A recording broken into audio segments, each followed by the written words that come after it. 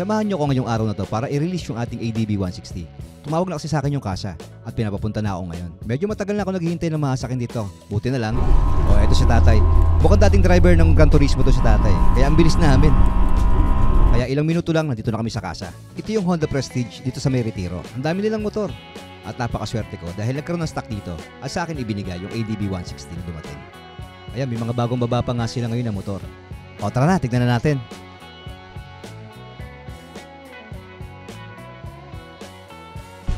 Okay, ito yung ating unit.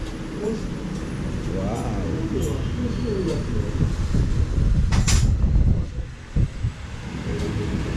Ay, Pogi!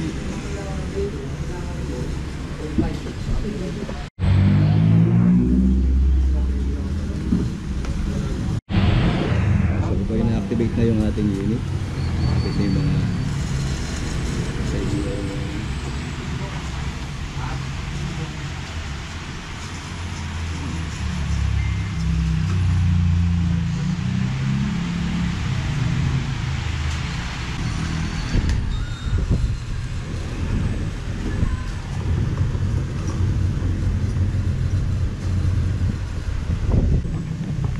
Tignan pa natin yung ibang parts.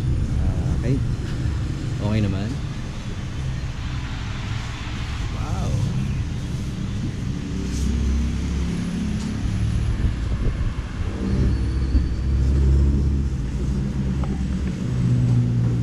Stencil na lang. Titignan natin kung may mga damage yung motor. So far wala naman ako nakikita. Yung ilalim. So, good job.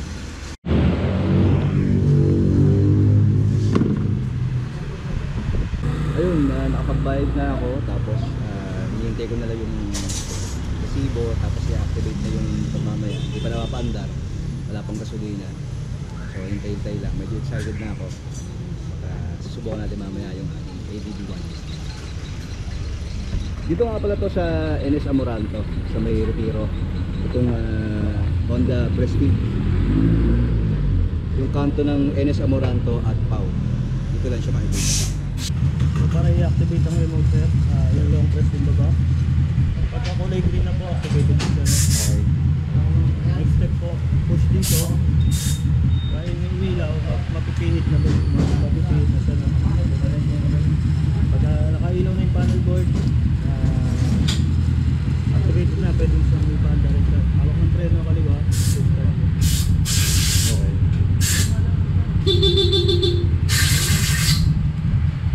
check natin sa ilaw, signal light. Signal light.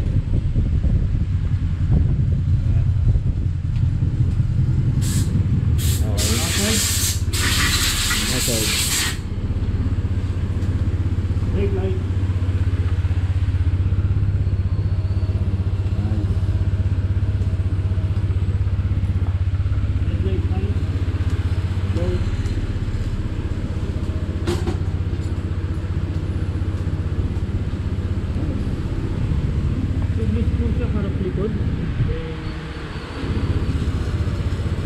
Indicator natin sa mga indicator natin dito sa mga dito.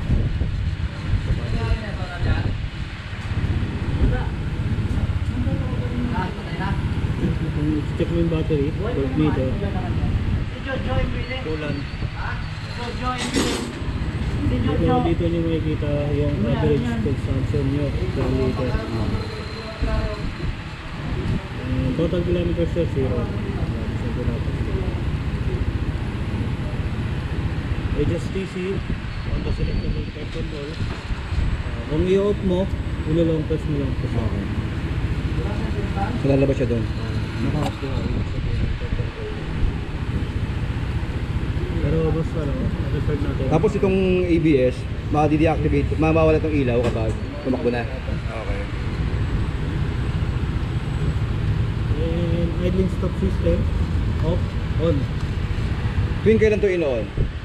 Depende sa inyo. Pwede bang ano, kapag bagong pag-start mo pa lang, i-on mo na siya? Or... Okay, no? Mag-trigger naman yun, sir. In case na mainit yung motor, 4 seconds to 3 seconds. Mamamatay. Nag-off siya. Oo. Dinadrive nyo na po.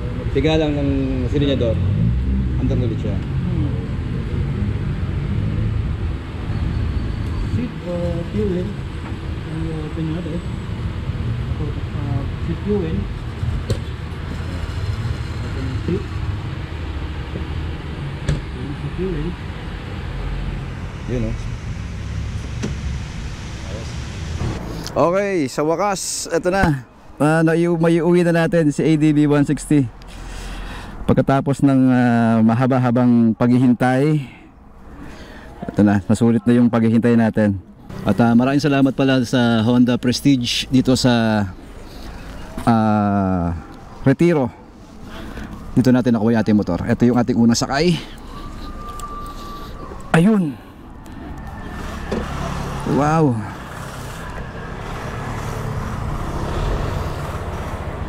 Okay. Let's go. Ganda nung ano, side mirror, laki. Kita lahat. Ayan oh. Kita ko lahat oh. Kabila. Let's go.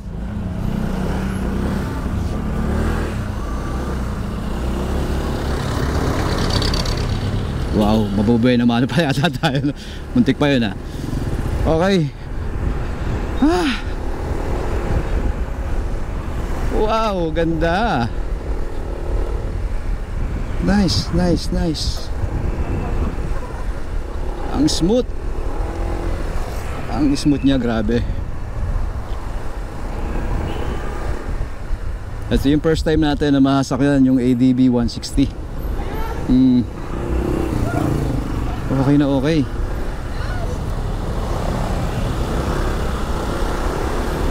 Dito tayo sa kahabaan ng NS Amoranto.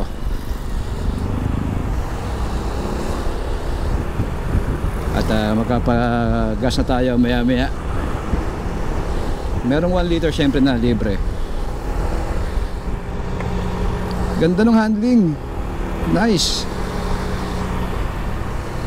Focus muna tayo sa motor. Kung ma-excite masyado. Oh, ang ganda rin ng torque. Oh, di ba? Maganda rin yung arangkada niya. Tapos yung feel ng ano, ng manibela ay napakaswabe, parang wala akong hawak actually. Hanggang lang ng pagkakahawak sa manibela. Hindi mo kailangang kontrolin ng todo. Hindi ka mangangawit sigurado rito. Ang gaan ng manibela eh. Yan oh. Wow! Tapos yung riding position natin dito, maganda, komportable. Diba? Tapos pwede pa nating ilapat yung ating mga paa dun pagka medyo nangangalay na pag naglo-long ride. Hindi okay.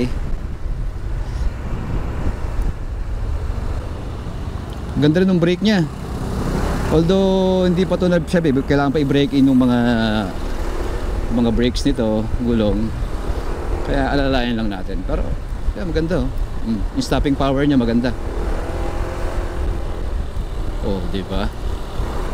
Smooth na smooth. Ang galing. Unang busina. Uy. Malakas na rin. Nalito ako dun ha. Sanay kasi ako sa ilalim yung busina eh. Ito nasa gitna. Doon pala yan. Okay.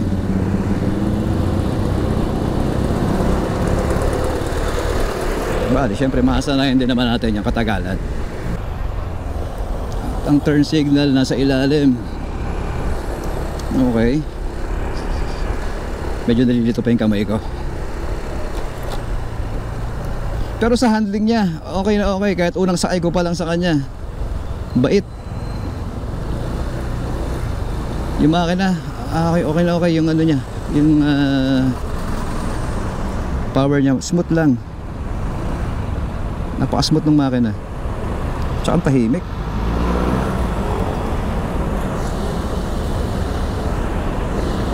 Ba't ang bilis huminto nun? Nung ating, huminto agad siya. Wala pang 2 seconds yun ah. Ulit nga. 1, 2, 3. Namatay na siya agad. Ayun, umilaw. Okay. Tapos, yun. 3 seconds pa lang yun ah. Oh, namatay agad. Dahil siguro hindi pa mainit yung makina. Ganun ba yun? Patayin nga muna natin. Painit muna tayo ng makina.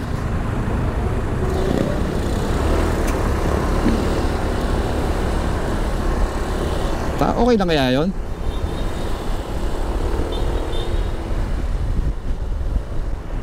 Ang bilis ha. Medyo kinabahan ako doon. Pero mukhang normal naman yun. Dito, tignan natin dito. Activate natin ulit. Yan, naka-activate na siya. Tapos pag hinto ko dito, bilang tayo ng ilang seconds. Ay, mandar na. Sayang. Dito na lang, sa medyo maluwag.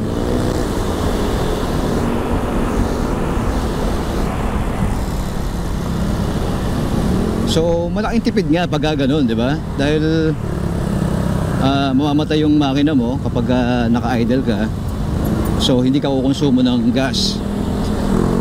So, titipid nga yung ano mo, gas mo. Pero tignan nga natin. Mukhang duda ako dito eh. Wait lang ha. Tayo. Ito tayo rito ng... Ito tayo. Bilangan natin. 1, 2, 3 seconds nga. Tapos activate. Ulit. Idle ulit. 1, 2 pa lang namamatay na siya, di ba? Oh, di okay na okay. Malaking tipid nga ito. Then naka-activate yung ating HSTC, yung ating torque control, para safe tayo sa daan kung makadaan man tayo ngayon ng medyo basa at mabuhangin na daan, di ba? Yan yung mga features na meron dito sa Honda ADB 160. Pagdating doon sa side mirror niya, sabi ko nga kanina, ang laki. Kitang-kita ko lahat ng mga bagay-bagay sa likod ko. At good thing yan para sa ating safety din.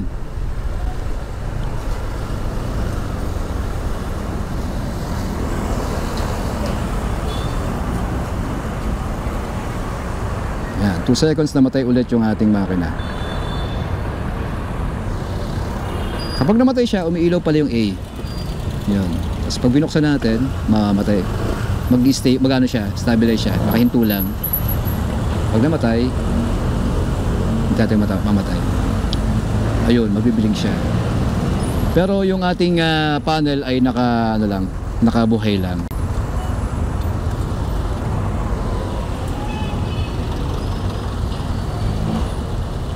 Sama ang tingin ni Kuya. Mukhang pagod na si Kuya. Pahinga na. Alas 12 na, kain na muna. So ngayon hindi natin gagawan siya ng review at ng walkthrough dito sa ating ADB 160 dahil gusto ko munang namnamin yung araw na to na na-release natin itong ating Honda ADB 160. Siguro sa ibang araw gagawa tayo niyan ng ating walkthrough at papakita natin yung mga features na meron dito sa Honda ADB 160. Pero ngayon, yung mga simpleng bagay muna ang natin, gaya ng handling. Ayan, yung bounce natin, medyo matigas pa siya. Hindi ko alam kung dahil bago lang, medyo makaldag. Pero normal lang siguro yun kasi nga bago yung ating mga suspension. Hindi pa siya nakakapag-play mabuti. Malalaman natin yan kapag ginamit na natin ito ng ginamit. Pero yung mga minimal na bako-bako, ayan, ramdam naman siya. Pero mas natutuwa ako sa handling niya. Ang ganda ng handling, promise. Magaang. Yan hindi ka makikipagkulitan sa kanya pagdating sa handling. Napakabait niya. Teka lang, baka makalimutan ko magpagas sa may gas station dito. Doon na lang. Pagas muna tayo. Baka ako'y malibang masyado. Bigla na lang akong tumirek. Okay. Ito yung ating unang pagpapagas. Di ba? Op, nag-stop siya sa stand. Which is good.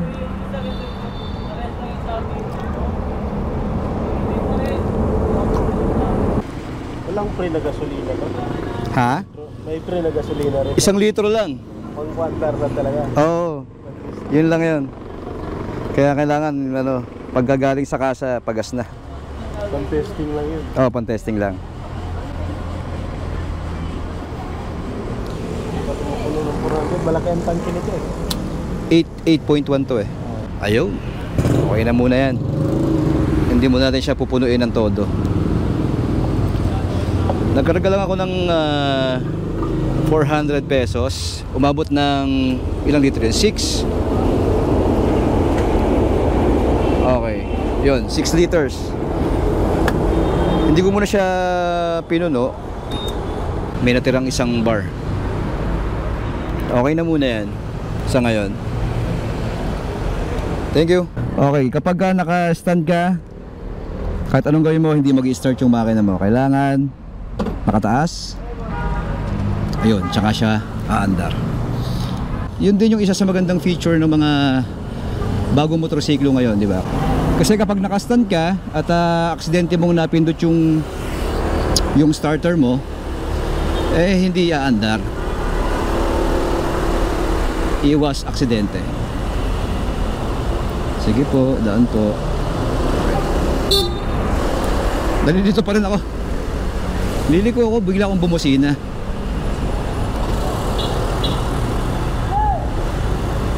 Okay. Gagamay din natin yan. Sa paa, komportable naman. Yung lapad nung natin, footboard natin, okay naman. Hindi naman ganun kaliitan, hindi rin ganun kalaki. So saktong-sakto lang. Yung ating tangke ay 8.1 liters. Tapos nag-average daw to ng 43 ba? Di pa ako masyadong sure. 43 liters yung niya, kilometer per liter. 43 kilometer per liter.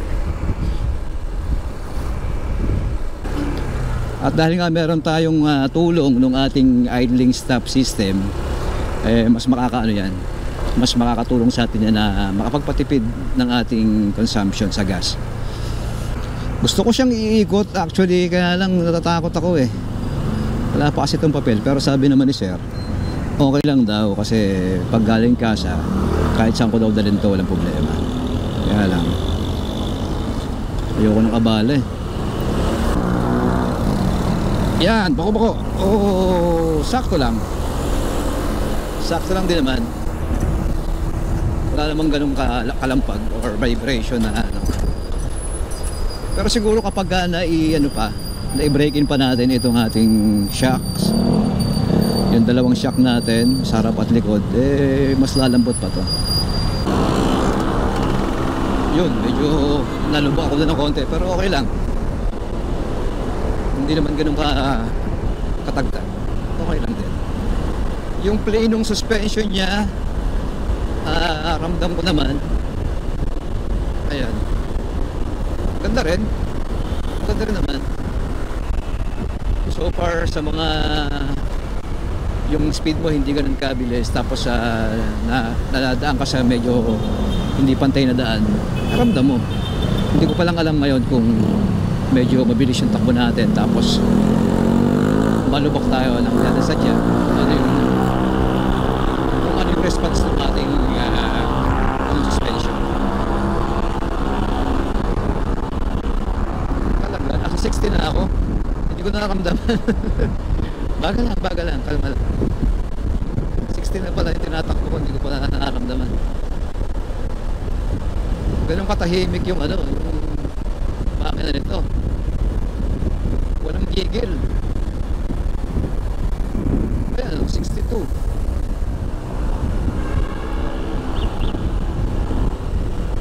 Yun. High speed. Medyo lubak. Yeah. Ayos. Hop. Labak. Yeah. wala naman. Bale, wala. Sakto lang. Oo. Tama, medyo maluwak dito. Isa pa.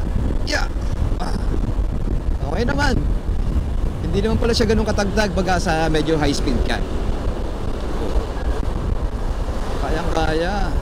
Mga ganung mabababaw na lubak. Ito. Oo.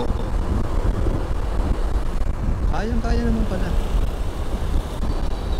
So ayos naman, ayos yung niya, yung suspension niya pagdating sa mga lubak na hindi ganoon kalalaki. Tapos nasa high speed ka. Medyo high speed. Yung tama lang, yung mga 60 kaya. Tapos naka-encounter ka ng mga hindi pantay-pantay na daan. May mga konting dimple. Ano lang, kayang-kaya naman. Bale wala. Sa mga singitan, ito, medyo masikip dito sa amin. Ayos naman. Ayun, andito na tayo sa Navotas. Tayo kakaliwa na dito sa amin.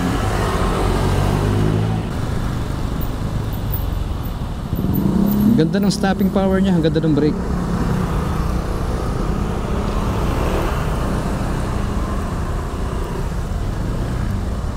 Hindi siya nang bibigla. Okay din yung niya, yung digital panel niya, kahit natirik yung araw. Yan, kitang-kita pa rin yung mga information na kailangan natin. Kita lahat.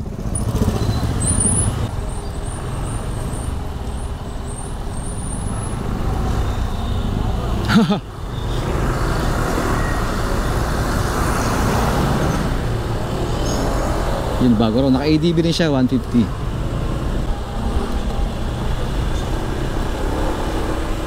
Okay, nandito na tayo sa aming garahe.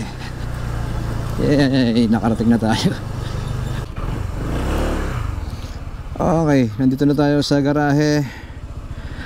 At papahinga mo konti. Pahinga lang konti.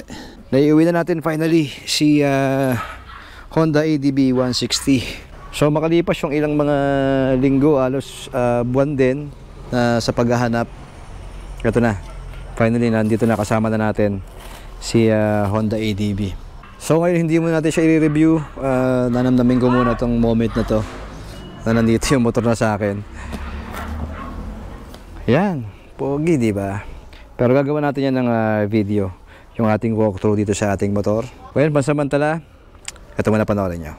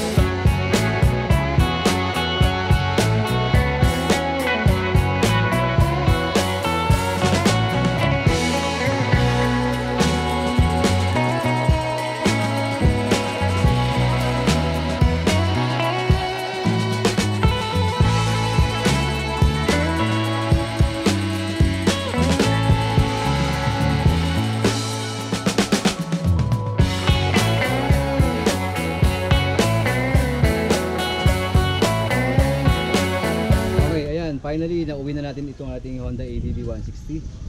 Masayang masaya ako dahil ito na naman ang pogi ng motor. Wala akong masabi rito. Kanina yung unang test ride natin, napaka-smooth at tingin ko magkakasundo kami ng motor na to. So susunod na video natin, gagawa tayo ng maiksing walkthrough at yung mga features na meron itong ADB 160. Papakita natin sa inyo. Pati yung mga components niya at yung kung paano siya gamitin. Maraming salamat po sa inyo pagsama sa akin sa araw na to. Ako po si Bal ng Musika Ride sa Kwento Musika. Salamat.